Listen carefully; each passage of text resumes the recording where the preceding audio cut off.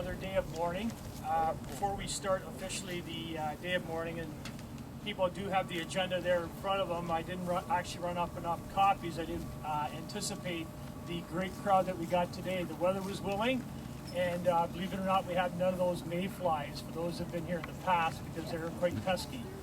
So anyways, before we do start, two of my brothers from our workplace from Chemical Corporation, from USW Local 13173, they formed a song. They want to sing a song about a member in our local, about the trial and tribulations in his work life and where he's at. And that's Stacey Doherty and Steve Francis. Thanks, guys.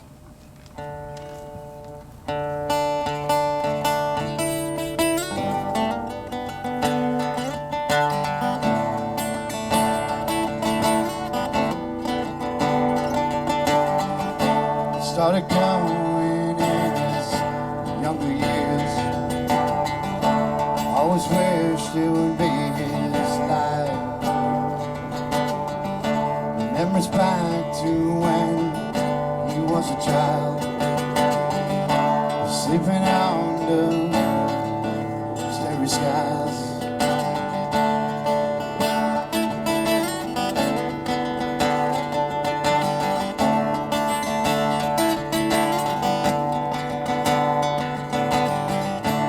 Early rise meet the morning sky. She makes a big man feel alive. Across the water of La Vieille, solitude pristine. See a tear in his eyes, gone wind, black water, still pines for you.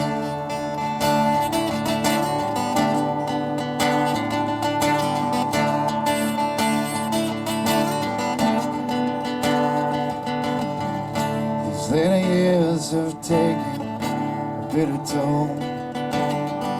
He's paid the price he longs each night to get back to his sacred place. Made his last trip, tears turned to ice.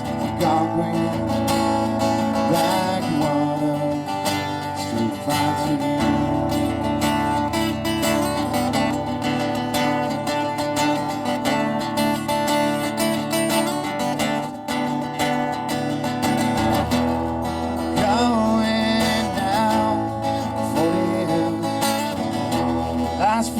Is come and gone. Black water flowing through his veins. Swan's memories of these days will live on and on.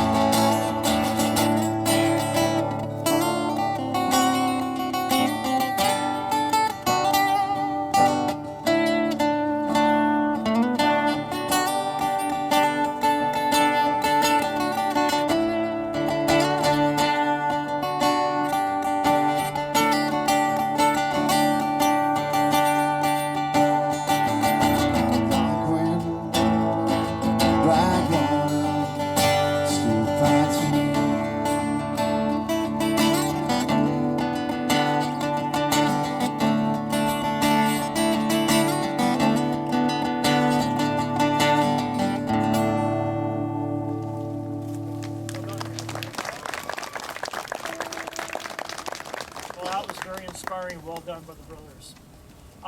Just before we start too, I want to add something new. It's a monument. It'll be an actual growing monument every year. And each cross, this is the 1991 was the Act of Parliament that created the Day of Mourning. So since 1,000 workers a year, so each cross represents actually 1,000 workers, which is 23 years. So 23,000 workers have died as a result of the work. Anyways, and it was created, actually I want to thank John Saliveri. I don't know where he is, John, in the crowd. Oh, there's John over there. So John actually created the monument, and I want to thank John for that. Okay, starting, we've got welcoming, for those that don't have a sheet in front of them, we got welcoming by Veronica Saliveri, Words of Inspiration by the Coburg Mayor Gil Brockenier. We have with us today a pleasure USW International Assistant to the Secretary Treasurer John Perquin giving reflections on the day of mourning. We have Reverend Canon Judy Heron Graham, and we have the laying of the wreaths following that, and the brothers will be singing the song Amazing Grace just shortly at that time, and then closing remarks by Veronica Salaverry, joined by the executive of Northumberland Labour Council. That's it. I now call Veronica Salaverry, President of the Northumberland Labour Council.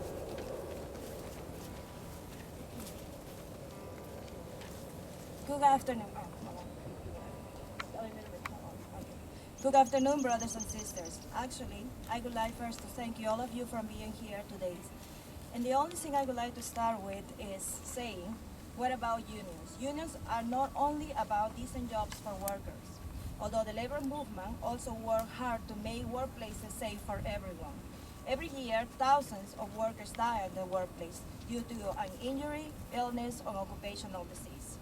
Well, in 2012, we have 979 injury workers who have died as well. And out of those numbers, also in Ontario, we have 436 workers who have died at the workplace. And how do we know these numbers? Well, we know these numbers because these are recognized numbers through the workers' compensation benefits. But there is also hundreds of more who have died, and we don't even know. We are not even aware of this, just because they are unrecognized by the compensation system. Governments have the responsibility to properly enforce health and safety laws and the criminal code. Yet, the same politicians who are always tough on crimes are also very soft on corporations when it becomes a serious injury or a death at the workplaces. So let's be fair and take these corporations and their representatives are held accountable in the same way prosecutors will do to anybody who has committed a crime. So today, April 28th, we mourn. We mourn for the brothers and sisters who have died. And I just hope they didn't die in vain. I hope the deaths of these brothers and sisters also remind us of the levels of governments must do to enforce the health and safety laws, and also to every worker is injured at workplaces. So it's time for a fair and equal treatment before the law for the workplaces injuries and deaths. So please, brothers and sisters, I would like to ask you, please, let's keep fighting every day to have a safe workplaces at our jobs. Thank you.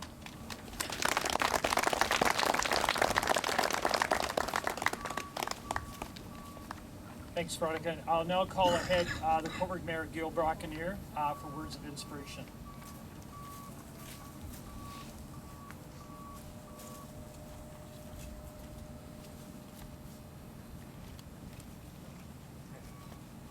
Well, thank you very much for inviting me down here. I think this is a very important occasion.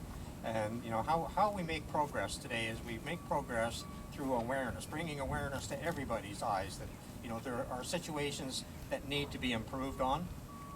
Today I'm representing Northumberland County. Warden Thompson asked me if I would represent Northumberland County. And as mayor, I also represent the town of Coburg, and I also represent Lakefront Utilities because I'm the chair. So I know what it is to have, to have companies and have employees and the responsibilities that go along with that. I also, as mayor, I meet with many of the industry leaders in the town of Coburg on a regular basis, and I've been meeting with Belden quite a bit lately, and I know some of the good work that they're doing over there as well. And I can tell you, I can speak from experience. I had the unfortunate experience as a manager 30 years ago to have a student die on the job in my department. And believe me, it's a life-shattering experience. We thought we were doing everything we should do in terms of training, and then it was only after that accident took place and a young man lost his life that we realized we still weren't doing enough, and we had to go back and we had to do a lot more training than we were doing. And that's what I'm finding out today. That was 30 years ago. Today, when I take a look at what we're doing at Lakefront, what we're doing at the county, what we're doing in the town of Coburg, and as I said, other industries in town, I'm really pleased to see that they've really stepped up the training that they're doing with their employees. They're making employees not only safer employees, but they're making their employees aware of what their rights are as an employee. And they are also taking on the responsibility of training them to be safe on the job. And we all know that if an employee feels safe on the job, they're going to be more productive, they're going to be a better employee. So all I can say is keep up the good work. Keep up the good work and keeping this awareness in front of everyone. It's so, so important. And no matter how much training you think you're doing now, every employer it has the responsibility of making sure that the training they're doing is effective training. So you not only have to train, but you have to test to make sure people understand that they have absorbed the training that you've given them. And even though I'm speaking for Cobourg and the county, I also know Deputy Mayor Jeff Gilmer is in the crowd today, and he meets regularly with his businesses in Port Hope, and he's going through the same experience. He's finding that there is an increased awareness, and it's very much needed to have that increased awareness for both employees and employers. So I'm glad to see the progress, and I hope we continue on and we keep not just reducing accidents, but we need to eliminate accidents. Thank you.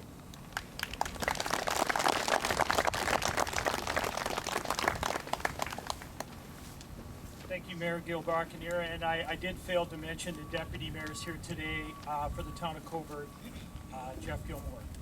I'd now like to call USW International Assistant to the Secretary Treasurer John Perquin forward, please. Thank you.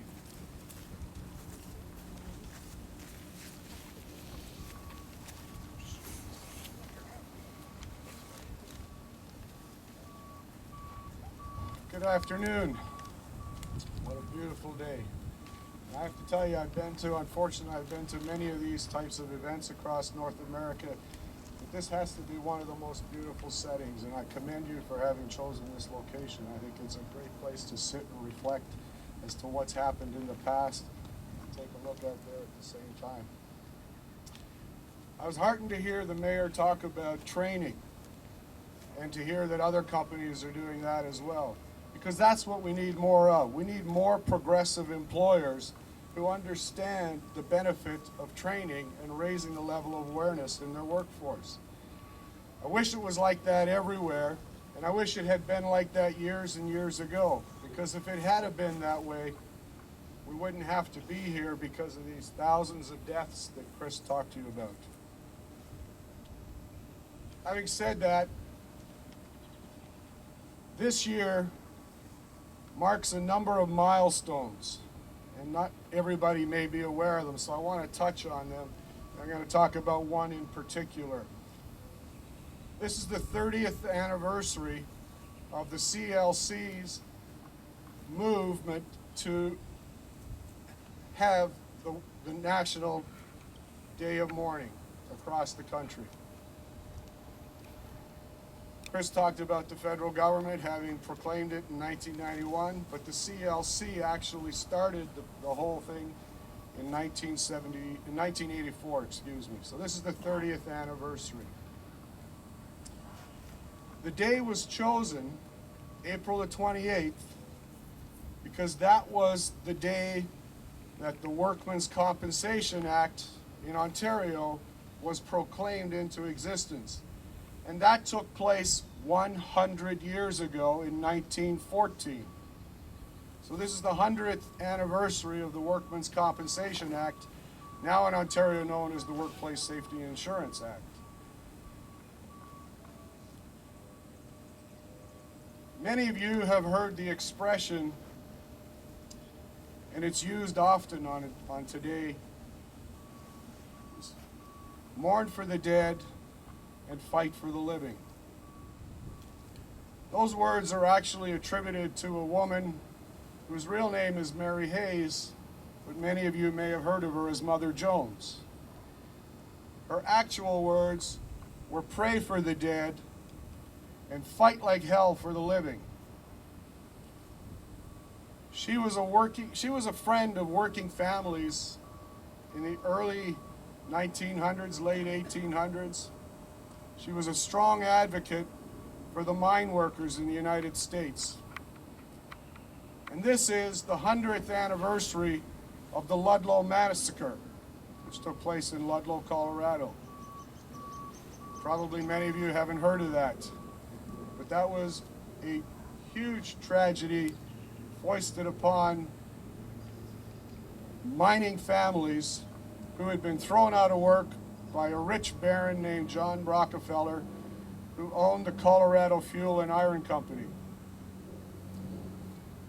And he owned the company that was mining the coal. He owned the railway that transported the coal to the steel mill, and the steel mill was in Pueblo, Colorado. So it went from Ludlow to Pueblo. And the miners went on strike in 1913, not just to get better wages, but to get out from under the thumb of the companies. In those days, if you worked for a mining company, you lived in a mining town. You got paid scrip. You didn't get paid money like you and I get paid today. The only place you could spend your scrip was in the company town at the company store. You paid rent to the company for the house that you lived in. They could throw you on the street with the snap of a finger. They could take away your pay if you didn't grease the palm of the foreman who you worked for. And I could go on and on and on. The men said, we got to get out from under this. They went on strike. It was a long strike. It went through the winter. And Rockefeller couldn't put an end to it with his own thugs and goons. So he hired, get this, he hired the government, the Colorado government's militia, the National Guard they call it. He hired them to hook up with his own militia and put an end to the strike. And what they did on one day, April the 20th in 1914, was to rain down a hail of bullets on a tent city. This is what the miners and their families were living in, was a tent city. They rained down a hail of bullets on those people and then went in and set fire to the tents. And so they burnt down the little tent city that they had built. There were 14 women and children who lost their lives, and there were 5 of the miners who lost their lives on that particular day. And that was the Ludlow Massacre.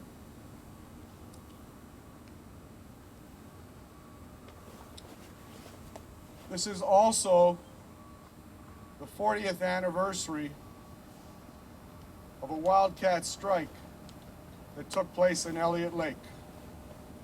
Many of you will know where Elliott Lake is. I worked there a number of years ago. And Chris works for Cameco. He's in the back end of the nuclear cycle in terms of refining and producing the fuel rods. I was at the front end of the cycle where we were mining the ore and sending it off to Cameco to be refined and produced into the rods and what have you. But what took place in 1974 was historical in context. Because of what those men did back then, we have provisions today in our Occupational Health and Safety Act that protect many of us. Back in the early 70s, the men in Elliott Lake saw their brothers dying of respiratory illnesses. Silicosis was a big problem. And cancer, lung cancer, was another big problem. Those are the occupational illnesses that Veronica talked about that we don't easily see because they creep up on us over time. But men were dying of those diseases in the hundreds out of a workforce of maybe 2,000 roughly, 1,700 people. There were also lots of traumatic fatalities because of accidents in the workplace. And the men wanted to find out what was causing all of this occupational illness. Why were they dying of silicosis? Why were they dying of lung cancers? And they asked their employers, and the employers had no answers for them.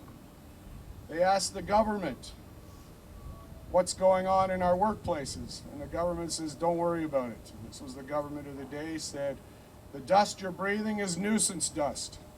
It won't bother you. It had no long-term health effects. And the radiation that you're being exposed to underground, it's minimal, and it won't give you any long-term health effects either. The men didn't accept that. They wouldn't believe that because they were dying. They could see what was happening, and they knew it had to be because of the workplace. A couple of them were asked to go to France for a world conference on health and safety exposures, radiation exposures in the uranium mining industry. And they were sent there to learn about what was the world knowledge on this issue. And lo and behold, I can't remember if it was the second or third day, they were sitting there listening, and the Ontario Ministry of Health at the time had a representative, a couple representatives there, who released a epidemiological study of the miners in Elliott Lake.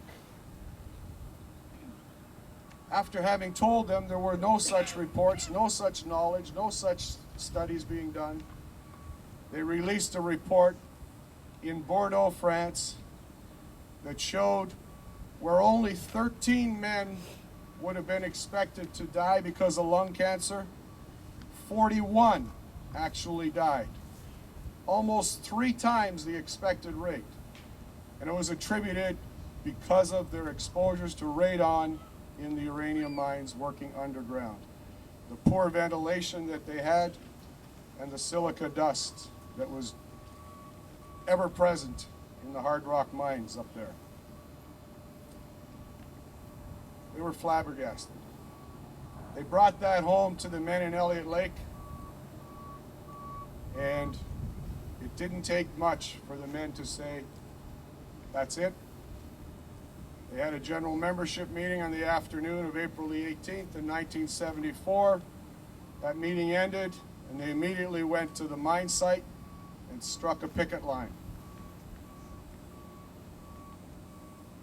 To them, their lives and their health was far more important than whether or not they had a job to go to, because they knew that if they didn't change anything, they weren't going to be working for long anyways, because they were going to die or they were going to be so sick that they couldn't continue to work. So they decided they were going to put an end to it right then and there. And one of the conditions for going back to work was that the government had to strike an inquiry. It was the Royal Commission called the Ham Commission. And it met around the province for approximately 2 years, heard from miners in many of the different camps, heard from companies, heard from the public, and issued their report in 1976. 117 recommendations were in the Ham report. Some of those recommendations, and if you understand and know the Occupational Health and Safety Act, you'll understand the connection. The right to know, the right to participate, the right to refuse, the right to have joint health and safety committees or workers' representatives in the workplace. Those were just some of the major recommendations that came from the Ham Commission. They found their way into the Occupational Health and Safety Act, which was finally proclaimed into law in 1978 and enacted in 1979.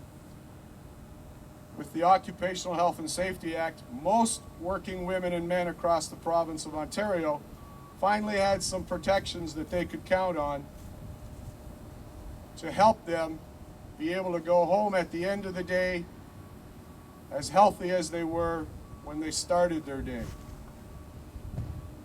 I'll just leave you with this last little piece of irony. 2 weeks after the Occupational Health and Safety Act was proclaimed, and the miners in Elliott Lake felt that they finally had a victory for all of their struggles and everything that they had gone through over the years, the federal government came into Elliott Lake and said, "You're not covered by the Occupational Health and Safety Act. Uranium mining is a federally regulated operation. You fall under the Atomic Energy Control Act. You do not have the protections of the Ontario Occupational Health and Safety Act." It took until 81,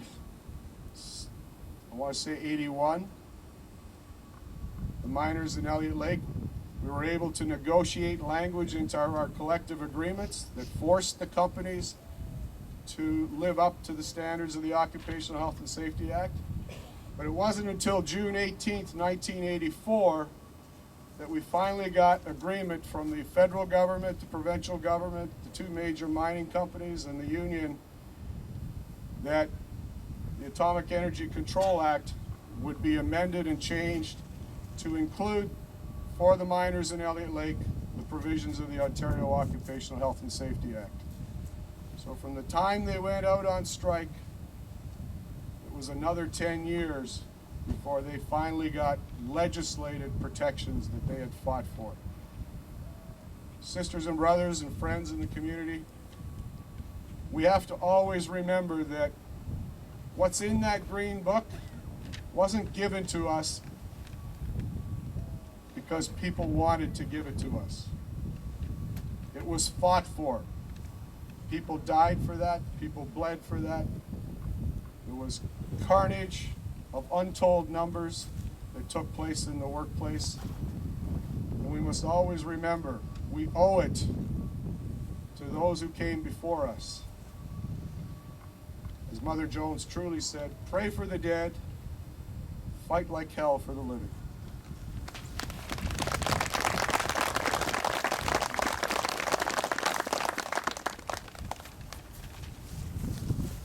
We now will have the invocation read by Reverend Canon Judy Graham, please.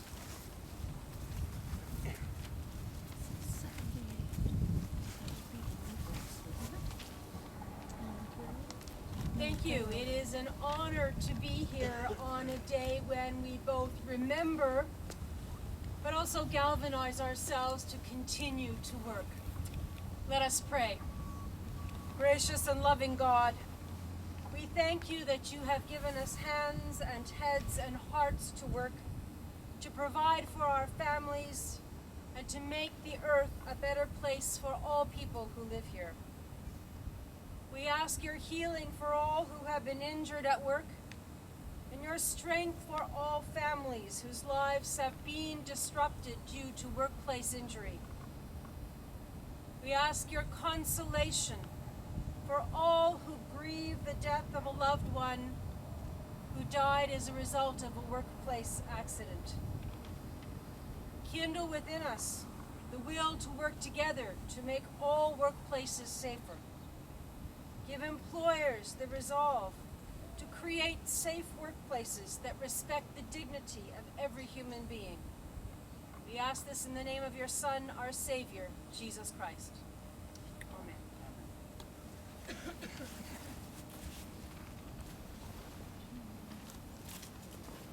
We will now have the process of laying of the wreaths for those that have one to please come forward, and followed by a song of Amazing Grace by our two brothers.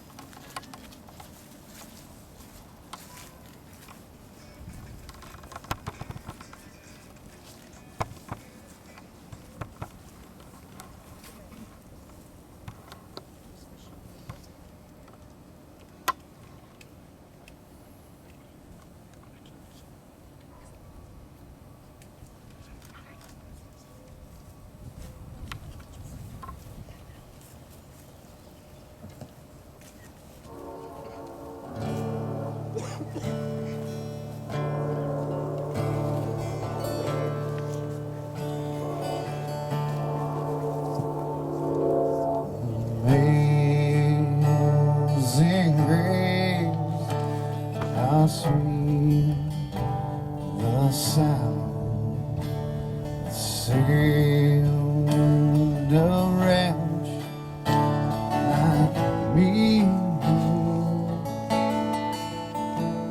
I once was lost, but now am found.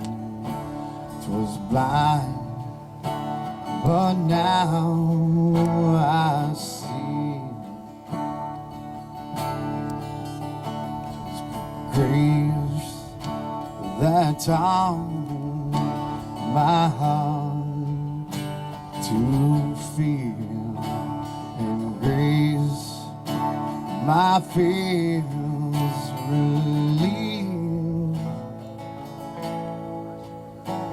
How precious dear that grace appeared the hour I first believed.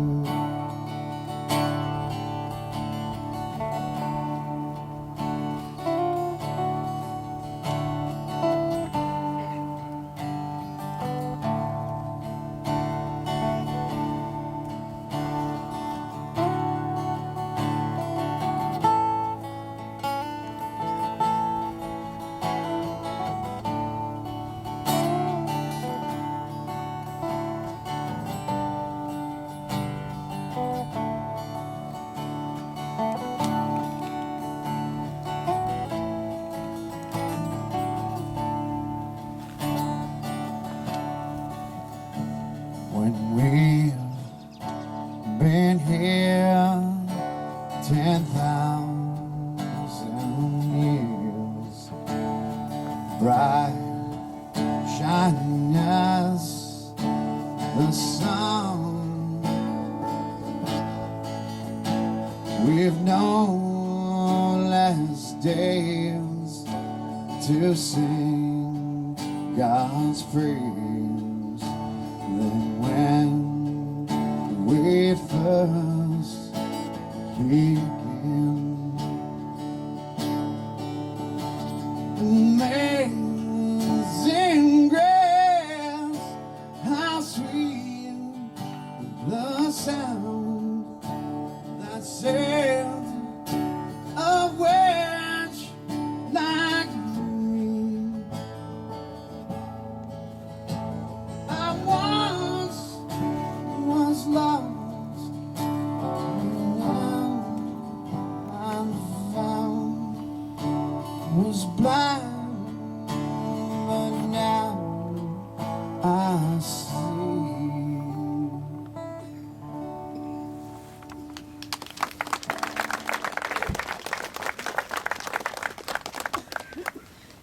Thanks once again to the amazing music that the two brothers are providing today. I really appreciate it. I now, in order to close the ceremony off, I'm calling up the executive of the Northumberland Labour Council, who's hosting this ceremony today. So if I could get the executive up here, there's...